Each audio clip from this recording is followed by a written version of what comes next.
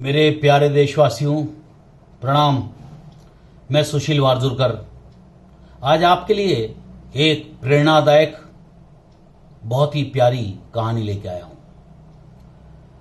दृढ़ विश्वास और आस्था, सच्ची आस्था ईश्वर के चमत्कारों से अवगत कराती है। प्रेम और त्याग से हम संपूर्ण विश्व को जीत सकते हैं। न्यूटन के तृतीय नियम के अनुसार to every action there is equal and opposite reaction. जो भी हम कार्य करते हैं उसका फल हमें ही प्राप्त होता है। हमारा कार्य एक्शन हुआ और जो हमें फल मिला वो रिएक्शन हुआ, इक्वल एंड अपोजिट रिएक्शन। तो हमारे कार्य को अच्छा करना, हमें अच्छे कर्म करना हमारा धर्म होना चाहिए। अच्छे वक्त में जब हमारा अच्छा वक्त होता है तो गर्व ना कर कर ईश्वर के प्रति सच्ची श्रद्धा और ईश्वर की कृपा का हमें एहसान मानना चाहिए। क्योंकि बुरे वक्त में भले सगे संबंधी दोस्त साथ छोड़ जाएं, ईश्वर का ही सहारा अंतिम सहारा होता है और वही हमारा साथ देता है। इसी बात को चित्रार्थ करते हुए आज की कहानी में लेके आया हूं। एक शहर में बहुत ही नामी, बहुत ही फेमस डॉक्टर मार्क्स रहा करता था। उसके हाथ में गजब का हुनर था। वो पूरा एथिस्ट था। वो सोचता था आदमी सब कुछ कर लेता है, ये गॉड की जरूरत क्या है। वो सोचता था सब कुछ आदमी ही कर सकता है, गॉड की कोई जरूरत नहीं। ऐसी एथिस्ट विचारों का वो डॉक्टर हुआ करता था। एक बार उसे नोबेल पुरस्कार के लिए नॉमिनेट किया गया। उसे एक जगह एक पर्टिकुलर दिन में, तारीख में नोबेल पुरस्कार हासिल करने जाना था। उसका इंतज़ाम बहुत अच्छा था। उसने फ्लाइट की टिकट निकाली, फ्लाइट चालू हुई। जब फ्लाइट आधी उड़ी, आधा रास्ता उसने जब तय करा, सडनली बादल आ गए, बिजलियां कड़कड़ाने लगी, मौसम बिगड़ गया और खतरे का अनुमान होकर पायलट ने प्री लैंडिंग का प्लान किया और इस तरह से एक शहर में उस एरोप्लेन को उतारना पड़ा। अब वो बड़ा निराश, क्योंकि आज उसकी प्राइज डिस्ट्रीब्यूशन सेरेमनी है, उसको आज प्राइज मिलने वाला है और वो भी नोबेल प्राइज उसके 50 साल के बहुत बड़े योगदान के लिए उसको मिलने वाला है। लेकिन नसीब का खेल देखो, उसे बीच में उतरना पड़ा। काफी बादल छाए हुए थे, मौसम बिगड़ चुका था। अब वो वेट नहीं कर सकता था कि कब मौसम हटेगा और फ्लाइट से वो दूसरे वहां पहुंच पाएगा। 1.5 घंटे का समय शेष रह गया था। अब वो बहुत ज्यादा तनाव में आ चुका था। उसने एक टैक्सी का इंतजाम किया। टैक्सी वाले से बोला कि मुझे इस जगह पे छोड़ दो, आज मेरा ऐसा प्रोग्राम है। टैक्सी वाले ने बोला कोई बात नहीं, आई विल ड्रॉप यू। और इस तरह से वो टैक्सी में बैठ गया और ड्राइवर काफी टैलेंटेड होते हैं और उनने गाड़ी भगाना चालू करी। मौसम और तेजी से बिगड़ गया और इतना तेजी से बारिश गिरने लगी कि 10 से 20 मीटर का डिस्टेंस भी क्लियर दिख नहीं रहा था। मजबूरन उसकी स्पीड थोड़ी कम हुई और वो चलाने लगा। लेकिन एक वाई टाइप का रूट था, उस रूट पे वो कंफ्यूज हो गया। उसने राइट टर्न मार दिया। उसका रास्ता लेफ्ट टर्न पे था, उसकी मंजिल लेफ्ट टर्न पे थी और राइट टर्न उसने मार दी।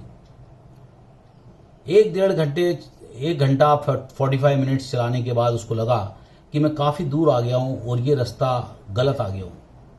बारिश हल्की हो चुकी थी, उसको रास्ता साफ दिखने लगा था। उसने बोला अरे सर, हम लोग रॉन्गली गलत रूट पे आ गए। अब डॉक्टर ने बोला कि क्या कर सकते हैं। उसने बोला सर अब शाम हो गई है, अंधेरा होने आया है और हम अब किसी हालत में वहाँ नहीं पहुँच सकते। तो उन लोगों ने सडनली प्लान किया और एक पेड़ के नीचे गाड़ी लगा दी और बड़ा ठंड भी थी, बारिश भी बहुत तेज़ी से हो रही थी। तो वो काफ़ी निराश हो गया। उसने सोचा कोई बात नहीं, अब तो नहीं पहुंच पाएंगे। उतने में उसका एक घर में एक हट नुमा छोटी सी झोपड़ी थी, उसमें केरोसिन के दिए से चल रहा था दिया। तो उसको वो घर दिखा। उसने चलो यहाँ पे पानी वानी पी लेंगे, थोड़ा रास्ता पूछ लेंगे और आगे बढ़ेंगे। वो गया, उसने दरवाजा ठकठकाया, देखा एक बच्चा बहुत तेज़ी से रो रहा है, माँ उसको सुला रही है। उसके बाद माँ उसके पास आती है, बोलती है बोलिए क्या प्रॉब्लम। वो बोलता है मैडम मैं रास्ता भटक गया हूँ और हमें ये पर्टिकुलर प्लेस पे जाना था, नहीं जा पाए, अब क्या करना चाहिए, आप मेरे को एक गिलास पानी पिला देंगे। और बोला नहीं बीजिए, अंदर आइए बैठिए। बड़ी उसका जो व्यवहार था बहुत ही विनम्रतापूर्वक था और बहुत ही किसी व्यक्ति के प्रति इतना प्रेम और इतना आदर उसने कभी देखा नहीं था। उसने बोला सर आप बैठिए, मैं आपके लिए कड़क चाय बना के लाती हूँ और आपको देती हूँ ताकि आपको सर्दी नहीं लगे, तबीयत ना खराब हो। उतने में देखता है कि वो बच्चा तेजी से रो रहा है और ये ईश्वर के पास हाथ जोड़कर प्रार्थना कर रही है। ये ऑलरेडी एथिस्ट था। इसने उस लेडी से पूछा आप ये क्या कर रहे हैं। बोलती है मुझे ईश्वर से मेरी लड़ाई चल रही है, मैंने हट बांध रखी है कि तू ही मेरी प्रॉब्लम को सॉल्व करेगा। तो वो मनी मन में हंसा, बोलता है क्या प्रॉब्लम है तुम्हारी और कैसे गॉड करेगा। तो उसने बोला कि मैंने ईश्वर से बोला है कि मेरे बच्चे के हार्ट में प्रॉब्लम और हार्ट स्पेशलिस्ट जो वर्ल्ड का फेमस डॉक्टर है डॉक्टर मार्क्स, वही कर सकता है। मैं गरीब हूं साहब, मैं कुछ नहीं कर सकती, मेरे पास एक ही सहारा है ईश्वर का। और मैंने ईश्वर से कई साल पूजा करी है, ईश्वर की इबादत की है और मैंने एक ही चीज ईश्वर से मांगी है, मेरे बच्चे की तबीयत तू ठीक कर दे। और मैं हट बांध के बैठी हूं, वही करेगा। उसको दृढ़ विश्वास था। यह सब देखकर डॉक्टर आश्चर्यचकित हो गया, इतना विश्वास गॉड पे।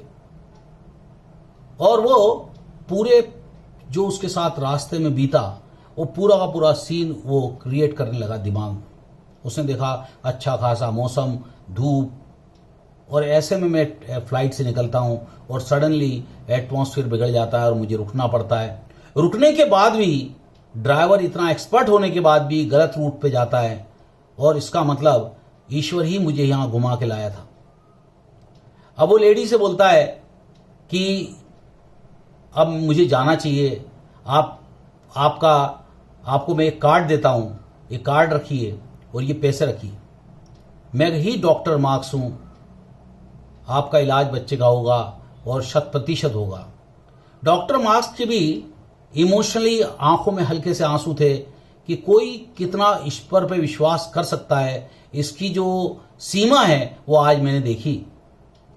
और इस तरह से वो औरत जिसने गॉड से पंगा लेके रखा था, उसने उसके पांव पकड़ लिए। बोलती है अब आपको ही मेरे को ईश्वर ने भेजा है, आपको मैं छोड़ूंगी नहीं। और पांव पकड़ के रोने लगी। उस व्यक्ति ने उस लेडी को उठाया और बोला, उसके हाथ में रखा और विश्वास दिलाया कि तुम्हारा बच्चा बिल्कुल ठीक हो जाएगा और ये मेरी गारंटी है, और ये पैसे रखो, ये कार्ड रखो, और जैसे ही सब कुछ ठीक हो जाएगा आप ज़रूर आइए, आपके बच्चे का इलाज भी होगा और आपका बच्चा स्वस्थ भी होगा। उसके बाद वो जो डॉक्टर मार्क्स था उसका ईश्वर के प्रति विश्वास बढ़ गया और उसने ये सोच लिया कि जो लोग व्यक्ति कष्टों में भी, तकलीफ़ों में भी उसके ऊपर विश्वास जमा के रखते हैं, कहीं ना कहीं से एक दिन उसे विक्ट्री मिलती है। और इस तरह से दोस्तों उसकी जीत हुई और ईश्वर ने उसकी पूरा इच्छा पूरी करी। शुक्रिया दोस्त। जय हिंद, जय भारत।